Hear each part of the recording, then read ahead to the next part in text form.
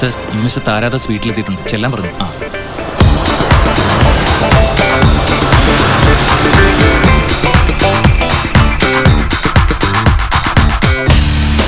Welcome to Dubai, the honourable minister of Kerala.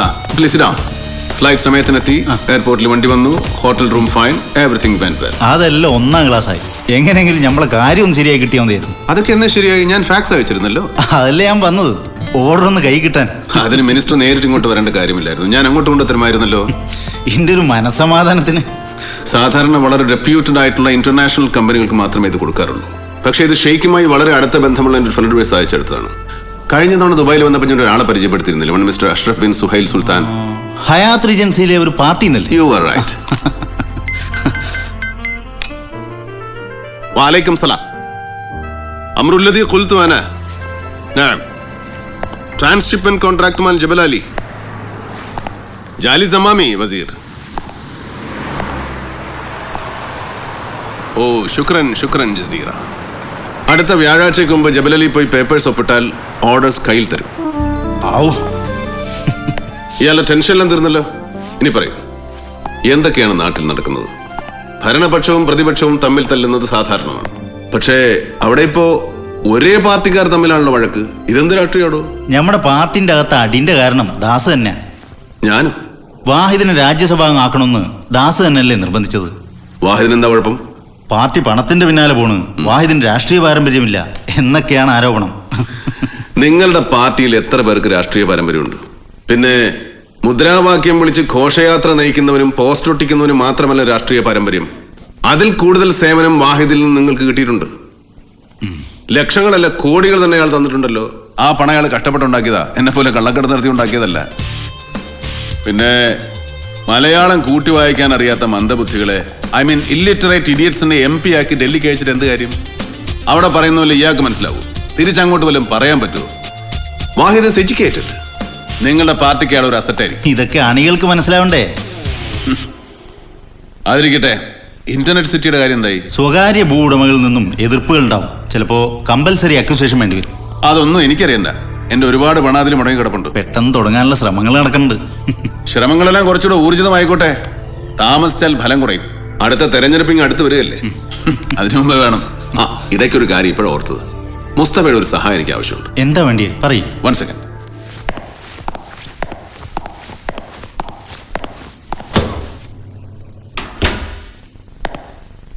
നാട്ടിൽ ചെല്ലുമ്പോ ഇത് സുപ്രിയയെ ഏൽപ്പിക്കണം. മന്ത്രി തന്നെ നേരിട്ടുകൊണ്ട് കൊടുക്കണം. ഒരു സംശയം ചോദിച്ചോട്ടെ, ഈ പെൺകുട്ടിയായിട്ട് ബന്ധം തുടങ്ങിയിട്ട് കുറെ ആയില്ലേ, എന്തേ കല്യാണം കഴിക്കുന്നില്ല? പല കാരണങ്ങളുണ്ട്. She's A good actress. ഞാനായിട്ട് അതിന് തടസ്സം നിൽക്കുന്നില്ല. അഭിനയമോഹം തീരുമ്പോ കല്യാണം. നടിയെ ഭാര്യയാക്കാം, പക്ഷേ ഭാര്യയെ നടിയാക്കുന്ന എനിക്കിഷ്ടമല്ല. പിന്നെ ഭർത്താവിന്റെ ഉത്തരവാദിത്തങ്ങളൊക്കെ ഇപ്പോഴേ ഏക്കണ്ടല്ലോ. കാമുകനാമോ കുറെ കൂടെ റൊമാൻറ്റിക് ആവും. Taradas is always romantic.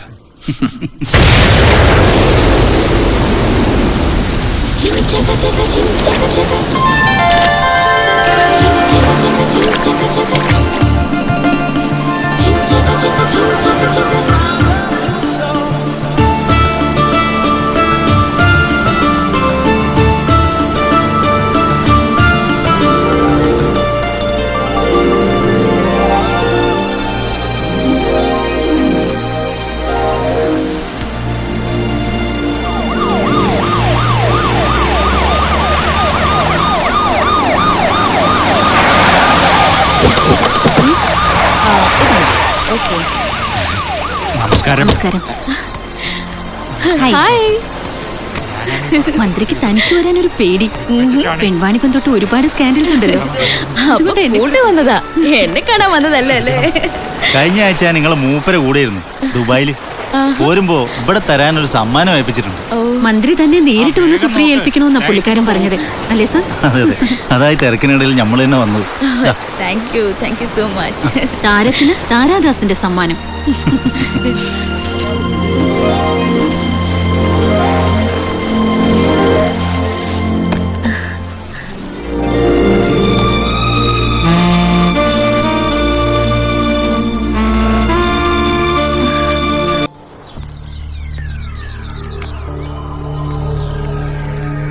നമസ്കാരം മുതലാളി. ഭാസ്കരൻ എത്തിയോ? വളരെ കഷ്ടപ്പെട്ടിട്ടാണെങ്കിലും നിനക്ക് ജാമ്യം കിട്ടിയല്ലോ. വലിയ ഉപകാരമായ മുതലാളി. ആ ഭാസ്കരൻ ജയിലിൽ നിന്നിറങ്ങിയ വകയിൽ നമുക്കൊന്ന് ആഘോഷിക്കണം. എന്നാ പിടി. എടാ പോലീസുകാർ നിന്നെ വല്ലാതെ തല്ലി ചതച്ചോ? രാവും പകലും നിർത്താതെ തല്ലിച്ചതച്ചു. എന്നിട്ട് ഞാനൊരു അക്ഷരം മിണ്ടില്ല. നീ സലീമിന്റെ പേര് പറഞ്ഞില്ലേ? അത് പിന്നെ സലീമിനെ പോലീസ് കസ്റ്റഡി കിട്ടിയ അപകടമല്ലേ ഭാസ്കര? അവൻ വാ തുറന്ന് നമ്മളൊക്കെ അകത്ത് പോകില്ലേ? ഞാനും ഒരു മനുഷ്യനല്ലേ സാർ. നെറ്റിയിൽ തോക്ക് വെച്ച് ചോദിച്ചപ്പോ അറിയാതെ പറഞ്ഞുപോയി. അതിന് ഭാസ്കരനെ കുറ്റം പറയാൻ പറ്റില്ല. ആ സ്ഥിതിയിൽ നമ്മൾ ആരാണേലും പറഞ്ഞു പോവും. ഇനിയും അതുപോലെ നെറ്റിയിലോ നെഞ്ചത്തോ തോക്ക് വെച്ച് വല്ലതും ചോദിച്ചാൽ പലതും പറഞ്ഞു പോവില്ലേ? ഒരു ശവം മറവ് ചെയ്തതും കുറെ ആയുധം കുഴിച്ചു മൂടിയതും പിന്നെ അതിൽ നിന്ന് കുറച്ച് പൊക്കിയെടുത്ത് ഞങ്ങൾക്ക് നോക്കെ. ഇല്ലില്ല, ഇനി എന്നെ കൊന്നാലും ഞാനൊന്നും പറയില്ല. അതുകൊണ്ടാണല്ലോ നിനക്ക് ഞങ്ങൾ ജാമ്യം എടുത്തു തന്നത്. അന്നോടുള്ള കടപ്പാട് ഞങ്ങൾ ആരും മറക്കില്ല ഭാസ്കര. അതെ, അതുകൊണ്ട് ഈ കേസ് ഒതുങ്ങുന്നതുവരെ ഭാസ്കരനെ കുറച്ച് ദൂരത്തേക്ക് അയക്കാൻ ഞങ്ങൾ ഉദ്ദേശിക്കുക. ദൂരെ എന്ന് വെച്ചാ അങ്ങ് ദൂരെ. എന്താ വില്യംസ്? അതെ, നോക്കത്താ ദൂരത്തേക്ക്.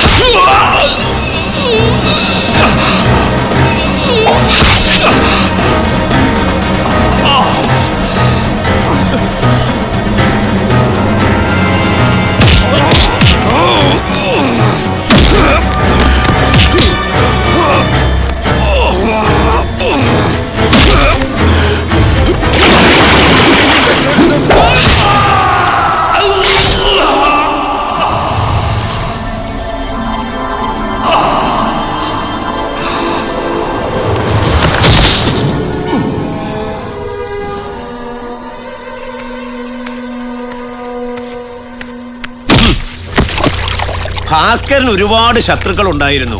അവരിൽ ആരോ ഇവനെ കൊന്ന് കടലിൽ തള്ളി. അതെ അതെ, അല്ലെ ജാമ്യം എടുത്ത് ഞമ്മളത്താവും. സാറിന് കഴിക്കാനെടുത്ത് വെച്ചിട്ടുണ്ട്. താൻ പോയി കിടന്നു. സാർ, എന്താണോ ഇത്? ഗൾഫിൽ നിന്ന് വന്ന അളിയൻ ഗോപാലേട്ട എനിക്ക് തന്നതാ. ഞാനിത് സാറിന് ക്ലാസ് എടുക്കട്ടെ? ഞാൻ തന്നെ ഒഴിച്ചു തരാം. വേണ്ട, അവിടെ ഇരിക്കട്ടെ, കുറച്ച് ജോലിയുണ്ട്. എനിക്കൊരു കാര്യം പറയാനുണ്ട്. സാർ എന്നെ ഒന്ന് രക്ഷിക്കണം. ദാക്ഷായണി എന്നെ വല്ലാതെ ഉപദ്രവിക്കുന്നുണ്ട് സാർ. ഉപദ്രവിക്കാന്ന് വെച്ചാ? പാചകത്തിൽ ഭാര്യയെ ഭർത്താവ് സഹായിക്കണമെന്ന് പറഞ്ഞാൽ മനസ്സിലാക്കാം. പക്ഷെ എന്റെ കാര്യത്തിൽ ഇങ്ങനെ ഇവിടെ എന്തോ എടുക്കുവാ? വരുന്നു.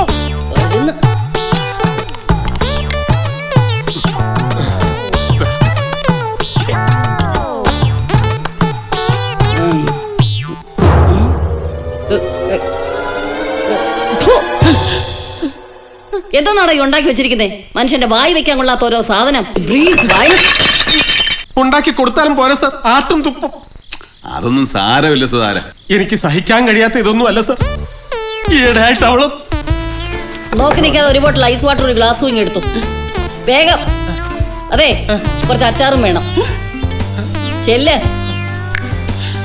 ഇതിന്റെ ഒരു കുറവേ ഉണ്ടായിരുന്നുള്ളൂ ഈ വീട്ടില്. അച്ചാറും വേണം പോലും.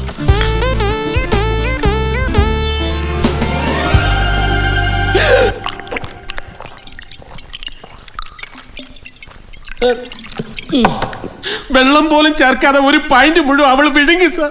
താനും മോശക്കാരനല്ലോ. മാത്രമല്ല, സ്ത്രീകൾ കള്ളു കുടിക്കാൻ പാടില്ലെന്ന് നിയമമൊന്നുമില്ലല്ലോ.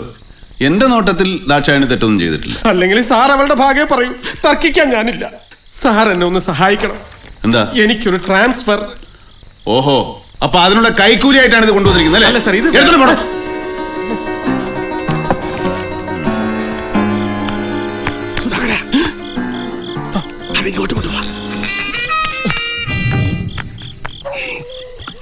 അപ്പൊ ഗുഡ് നൈറ്റ്. എങ്ങോട്ടാ? പുറത്തൊരു ഓട്ടോ പോലും കിട്ടാത്ത സമയമാ. എന്തിനാ ഓട്ടോ? പാറപ്പറമ്പ് ക്രോസ് ചെയ്ത് കഴിഞ്ഞാൽ എന്റെ വീടെത്തില്ലേ? പാറപ്പറമ്പോ? എന്താ അത്? പ്രേതങ്ങളുടെ താഴ്വരയാണെന്നാ കേട്ടിട്ടുള്ളത്. ദാക്ഷായണി എനിക്ക് പേടിയില്ല, പിന്നെ അല്ലേ പാറപ്പറമ്പ്. ഒന്ന് പോണോടുന്നു. അപ്പോ ദുർഗ ഞാൻ വരുന്നു.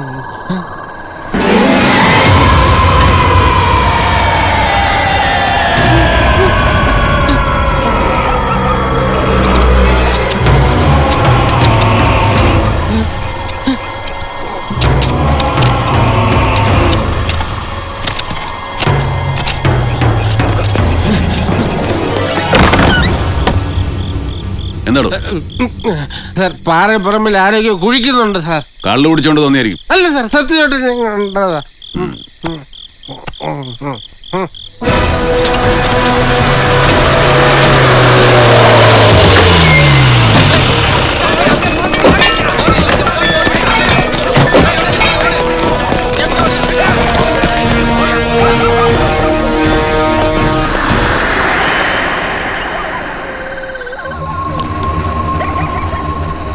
ഈ പാതിരാത്രിക്ക് അവരിവിടെ എന്തായിരിക്കും കുഴിച്ചു നോക്കിയിരിക്കുക? സംശയിക്കേണ്ടിയിരിക്കുന്നു സാർ. നാളെ വന്നിട്ട് വിശദമായിട്ടൊന്ന് കുഴിച്ചു നോക്കണം. സാർ